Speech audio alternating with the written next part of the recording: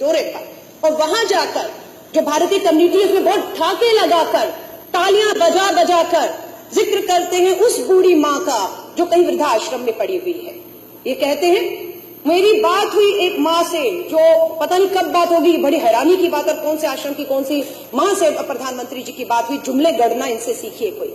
उन्होंने कहा वहां पर जापान की हमारी इंडियन कम्युनिटी के सामने कि मुझे एक माँ ने बहुत आशीर्वाद दिया। उन्होंने कहा कि मेरे बेटा बहू मुझे वृद्धाश्रम में छोड़ गए थे, लेकिन अब मुझे उनको मेरी याद आ रही है और मेरे बैंक में 2.5 लाख रुपया जमा हो गया है। वो माँ कहाँ है, कौन सा आश्रम है, कब बात हो गई प्रधानमंत्री जी से जिसका जिक्र वो जबान में जाकर कर रहे थे, ठाके लगा रहे थे।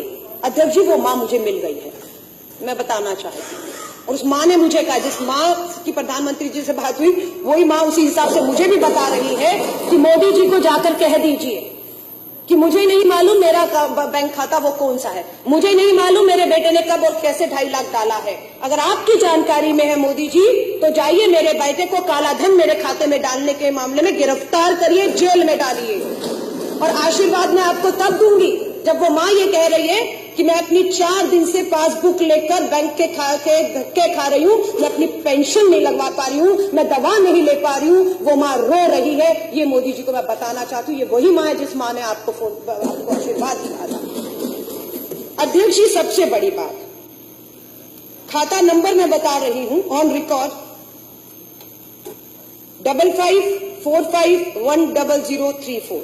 ये किसका अकाउंट नंबर है अध्यक्ष जी? पश्चिम बंगाल के भाजपा के जो खाता है, पार्टी कार्यालय का खाता का नंबर बता रही हूँ, दोबारा बता रही हूँ 5545100034।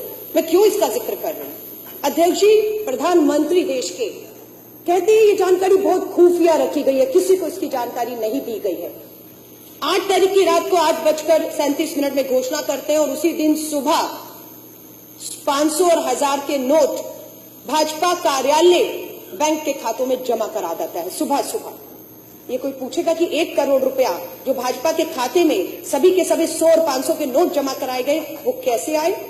और ये एक ही उदाहरण नहीं, ऐसे बहुत से उदाहरण है अध्यक्ष जी जो मैं आपको गिना सकती हूँ। और मुझे लगता है बिल्कुल जो जांच की मांग की जा रही है, भाजपा के एक कार्यालय खातों की जांच होना बेहद जरूरी हो चुका है। ये कहना कि ये जानकारी किसी को नहीं थी, ये बिल्कुल झूठ है। इसके एक और मैं आपको सबूत दे देती हूँ अध्यक्ष जी। मैं पूछना चाहती हूँ, ये शख्स जो है संजीव कंबोज, ये कौन है? ये पंजाब का भाजपा का बहुत बड़ा नेता है।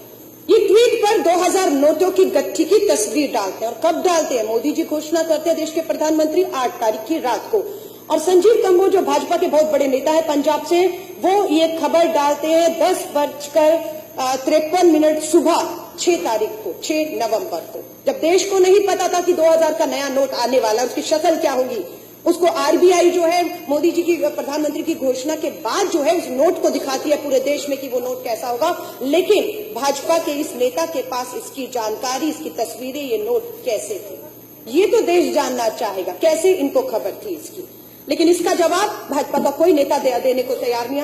उल्टा राष्ट्रवाद और देशभक्ति के नाम पर जिस तरह से निर्दोषों को मैं कहूंगी, क्योंकि चीफ जस्टिस ऑफ इंडिया के भी पूर्व चीफ जस्टिस ने भी कहा है कि जिनको फेक इनकाउंटर में मारा गया है उनका दोष कभी साबित ही नहीं हुआ, वो अभी अंडर ट्रायल थी। तो देशभक्ति के नाम पर, राष्ट्रवाद के नाम पर, आतंकवाद के नाम पर जिस तरह से निर्दोषों को फेक इनकाउंटर का शिकार बनाया जा रहा है, ठीक उसी तरह देशभक्ति राष्ट्रवाद के नाम पर, काले धन के नाम पर निर्दोषों को, 125 करोड़ की गरीब मजदूर आम आदमी किसानों को लाकर इन्होंने जो है वो सड़क पे खड़ा कर दिया है।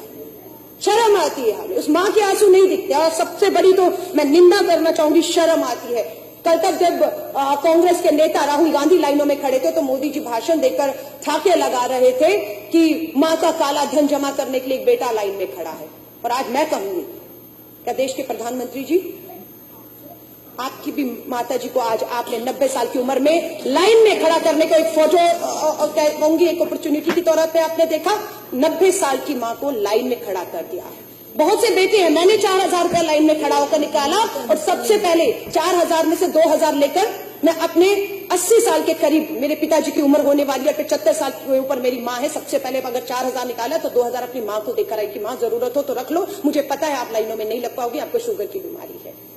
देश के प्रधानमंत्री 4000 बदलने के लिए अपनी माता जी को खड़े करते थे। बहुत सी माताओं की पेंशनें नहीं मिल पा रही हैं, वो रो रही हैं अध्यक्ष जी। और मैं आपको बताती हूँ, इसके अलावा बाबा रामदेव जी ने भाषण दिए थे, नरेंद्र मोदी जी का चुनावों में समर्थन किया था, काला धन आएगा और 15 लाख आएगा सबके खाते में। हम इसी देश का इंतजार कर रहे थे। जब मोदी जी घोषणा करने लग गए, मुझे लगा शायद काला धन वापस आ गया और सबके खातों में 15 लाख आने वाला है। लेकिन अध्यक्ष जी होता क्या है, अभी एक अलवर की वीडियो जो है वो क्लिपिंग चल रही है किसी न्यूज चैनल की, उसमें बाबा रामदेव अलवर राजस्थान का कोई उपचुनाव होना है, उसके उम्मीदवार है, चांदनाथ प्रत्याशी है, उनके प्रचार में गए तो उनको भूल गए कि मेरे सामने माइक और कैमरे लगे हुए हैं। जो भाजपा के प्रत्याशी चांदनाथ हैं, वो बाबा रामदेव जी के कान में कहते हैं, अरे बड़ी मुसीबत आ गई, मेरा भी पैसा पकड़ा गया। ये उनके शब्द हैं। किसी ने कहीं से पैसे लाने में बड़ी दिक्कत हो रही है, हमारे पकड़े भी गए। अब बाबा रामदेव जी क्या कहते हैं, उनका हाथ पकड़ते, उन्हें चुप कराते, ये बात यहाँ बंद करो, बावले हो गए हो, यहाँ मत करो, फंस जाओगे। ये क्या सच्चाई है? क्लिपिंग चल रहा है लेकिन मीडिया नहीं दिखा रहा उसको। उसके ऊपर बाबा जी से नहीं पूछा जा रहा किसका कौन सा पैसा पकड़ा गया। ये वही बाबा रामदेव है जो आज पतंजलि में अंदर जो करोड़ों रुपया, मैं कह रही हूँ, आप सरहद पे खड़े जवान का बाबा रामदेव हवाला दे रहे देशभक्ति के नाम पर। बाबा रामदेव जी आपका हम लोग आपको तब हम मानेंगे जब आप पतंजलि के दरवाजे खोल देंगे और आटा और नमक और चीनी और भूखे जो लोग आज हैं उनके घर तक आपका पतंजलि का सामान पहुंचे। पर आपके यहाँ पर भी काले धन को सफेद करने का काम चल रहा है। दूसरा, भाजपा के ही बहुत बड़े नेता, बहुत नाम फेमस हुआ, सुषमा स्वराज जी वहां से चुनाव जब लड़ी थी, बिल्लारी ब्रदर्स करके माइन माफिया हैं, सीबीआई में उनके केस चल रहे हैं। 16 तारीख को उनकी बेटी की शादी है। ये हिंदुस्तान टाइम्स की